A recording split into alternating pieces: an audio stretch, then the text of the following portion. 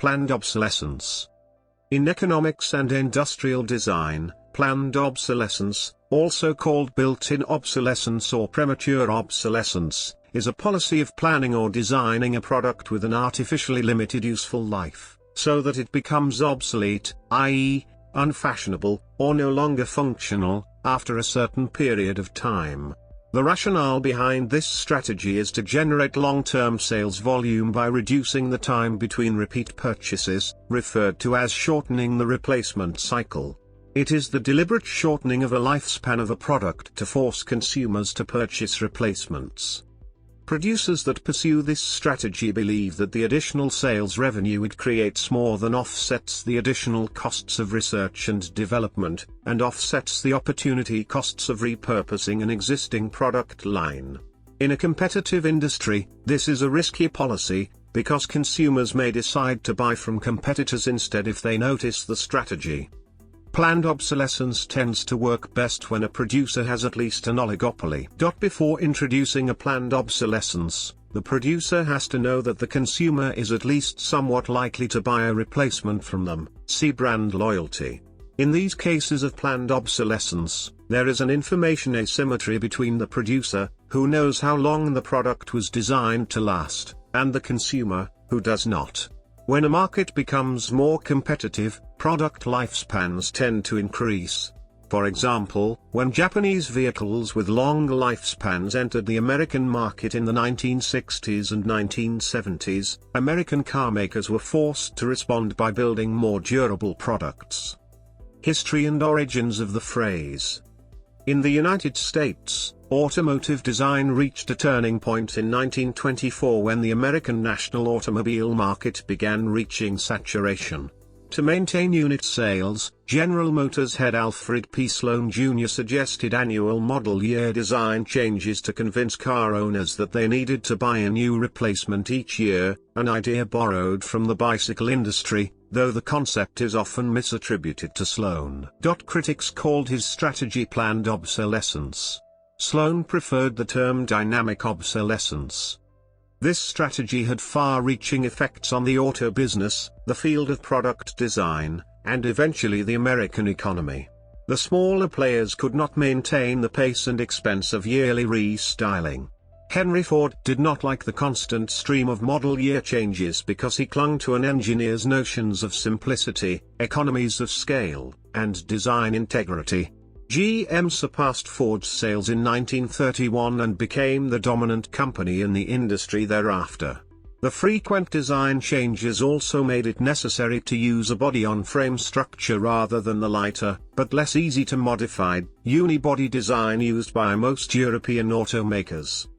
The origins of phrase planned obsolescence go back at least as far as 1932 with Bernard London's pamphlet Ending the Depression Through Planned Obsolescence. The essence of London's plan would have the government impose a legal obsolescence on consumer articles, to stimulate and perpetuate consumption. However, the phrase was first popularized in 1954 by Brooks Stevens, an American industrial designer.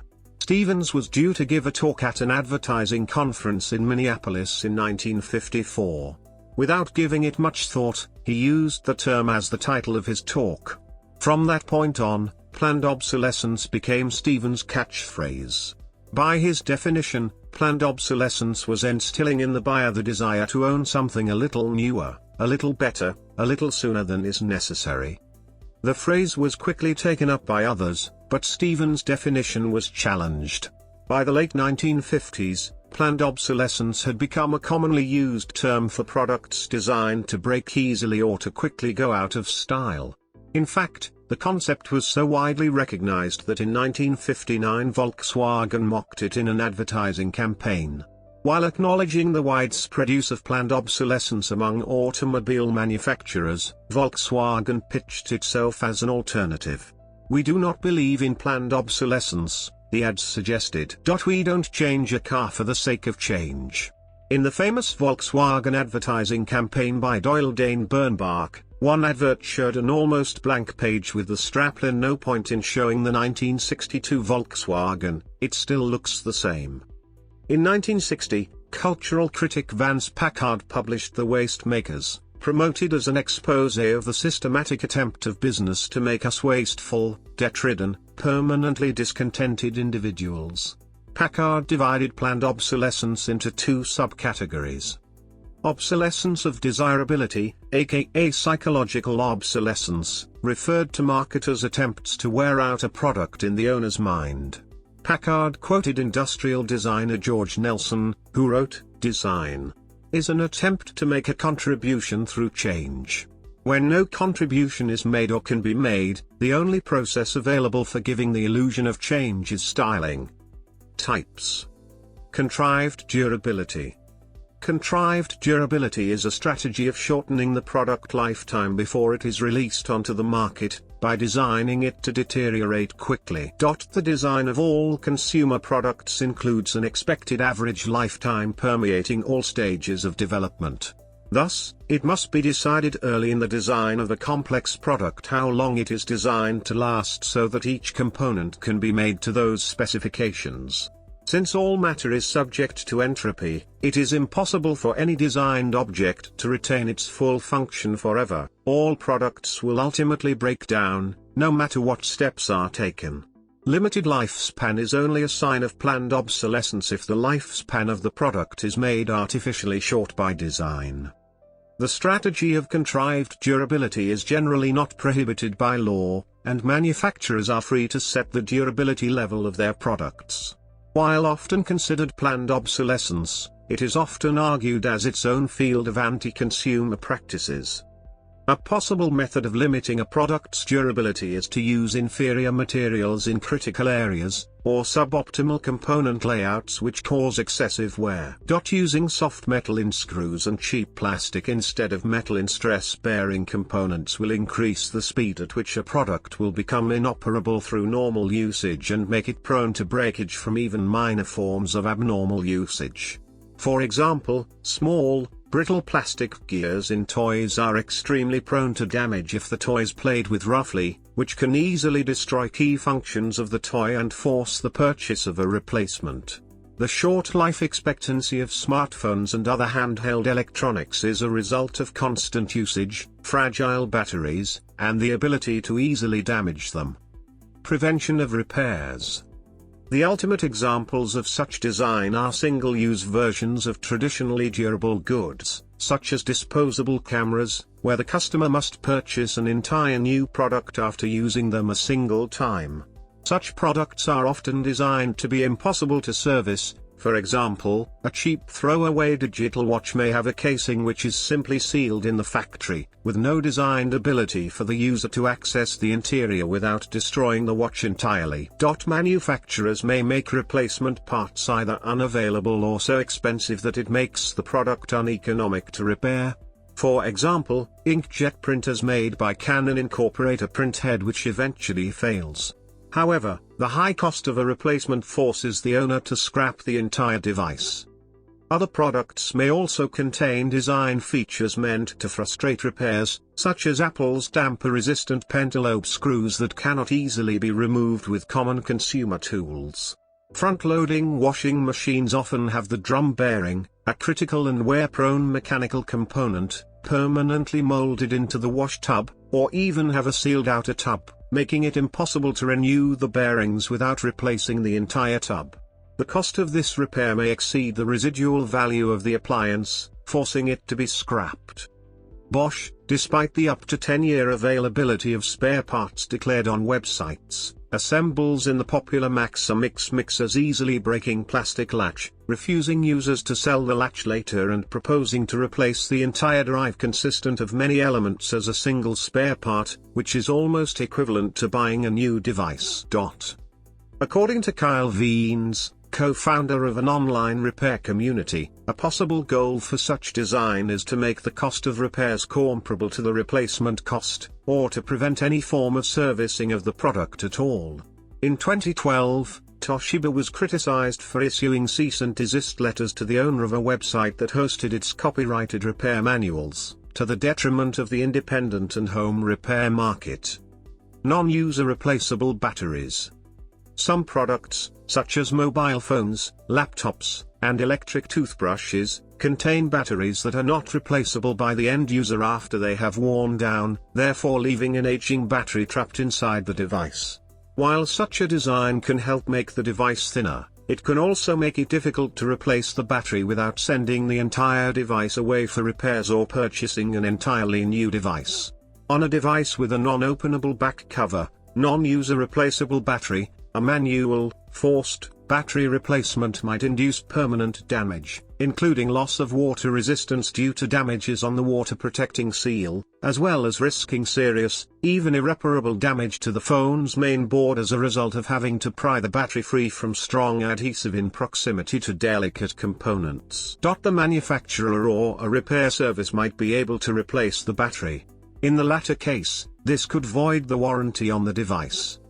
The practice in phone design started with Apple's iPhones and has now spread out to most other mobile phones, notably Samsung Mobile starting in 2015 with the Galaxy S6.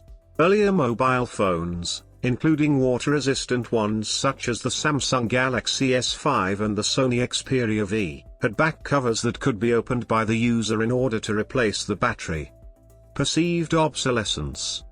Obsolescence of desirability or stylistic obsolescence occurs when designers change the styling of products so customers will purchase products more frequently due to the decrease in the perceived desirability of unfashionable items.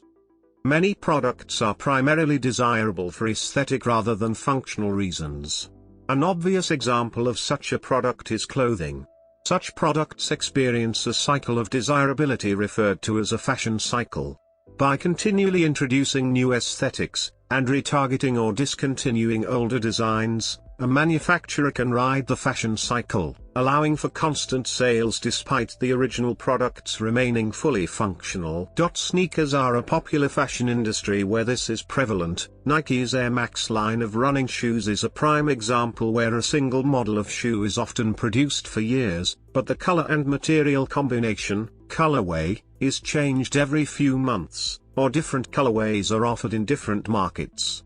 This has the upshot of ensuring constant demand for the product, even though it remains fundamentally the same. To a more limited extent, this is also true of some consumer electronic products, where manufacturers will release slightly updated products at regular intervals and emphasize their value as status symbols. The most notable example among technology products are Apple products. New colorways introduced with iterative S-generation iPhones, for example the iPhone 6s Rose Gold, entice consumers into upgrading and distinguishes an otherwise identical-looking iPhone from the previous year's model. Some smartphone manufacturers release a marginally updated model every 5 or 6 months compared to the typical yearly cycle, leading to the perception that a 1-year-old handset can be up to 2 generations old. A notable example is OnePlus, known for releasing T-series devices with upgraded specifications roughly 6 months after a major release device. Sony Mobile utilized a similar tactic with its Z-series smartphones. Systemic obsolescence. Planned systemic obsolescence is the deliberate attempt to make a product obsolete by altering the system in which it is used in such a way as to make its continued use difficult. Common examples of planned systemic obsolescence include not accommodating forward compatibility in software, or routinely changing screws or fasteners so that they cannot easily be operated on with existing tools. This may either be designed to intentionally cause obsolescence, or by interface standards being superseded by better standards that were not available when the product was designed, such as serial ports, parallel ports, and PS/2 ports largely being supplanted or replaced by USB on newer PC motherboards in the 2000s. Programmed obsolescence. In some cases, notification may be combined with the deliberate disabling of a product to prevent it from working, thus requiring the buyer to purchase a replacement. For example, inkjet printer manufacturers employ smart chips in their ink cartridges to prevent them from being used after a certain threshold, number of pages, time, etc., even though the cartridge may still contain usable ink or could be refilled. With ink toners, up to 50% of the toner cartridge is often still full. This constitutes programmed obsolescence, in that there is no random component contributing to the decline in function. In the Jackie Blennis v. HP class action suit, it was claimed that Hewlett-Packard designed certain inkjet printers and cartridges to shut down on an undisclosed expiration date, and at this point consumers were prevented from using the ink that remained in the expired cartridge. HP denied these claims, but agreed to discontinue the use of certain messages, and to make certain changes to the disclosures on its website and packaging, as well as compensating affected consumers with a total credit of up to $5 million for future purchases from HP. Samsung produces laser printers that are designed to stop working with a message about imaging drum replacing. There are some workarounds for users, for instance, that will more than double the life of the printer that has stopped with a message to replace the imaging drum. Software lockout. Another example of programmed obsolescence is making older versions of software, for example YouTube's Android application, unserviceable deliberately, even though they would technically be able to keep working as intended. This could be a problem, because some devices, despite being equipped with appropriate hardware, might not be able to support the newest update without modifications such as custom firmwares. Additionally, updates to newer versions might have introduced undesirable side effects, such as removed features or non-optional changes which might be unsolicited and undesired by specific users. Software companies sometimes deliberately drop support for older technologies as a calculated attempt to force users to purchase new products to replace those made obsolete. Most proprietary software will ultimately reach an end-of-life point, usually because the cost of support exceeds the revenue generated by supporting the old version, at which the supplier will cease updates and support. As free software and open source software can always be updated and maintained by somebody else, the user is not at the sole mercy of a proprietary vendor. Software that is abandoned by the manufacturer with regard to manufacturer support is sometimes called abandonware. Legal obsolescence. Governments wanting to increase electric vehicle ownership through purchase subsidies mechanisms could increase the replacement rate of cars. Several cities such as London, Berlin, Paris, Antwerp and Brussels have introduced low-emission zones, LEZ, banning older diesel cars. Leases force people owning cars affected by these legislations to replace them. Advantages and disadvantages. Estimates of planned obsolescence can influence a company's decisions about product engineering. Therefore, the company can use the least expensive components that satisfy product lifetime projections. Also, for industries, planned obsolescence stimulates demand by encouraging purchasers/putting them under pressure to buy sooner if they still want a functioning product. These products can be bought from the same manufacturer, a replacement part or a newer model, or from a competitor who might also rely on planned obsolescence.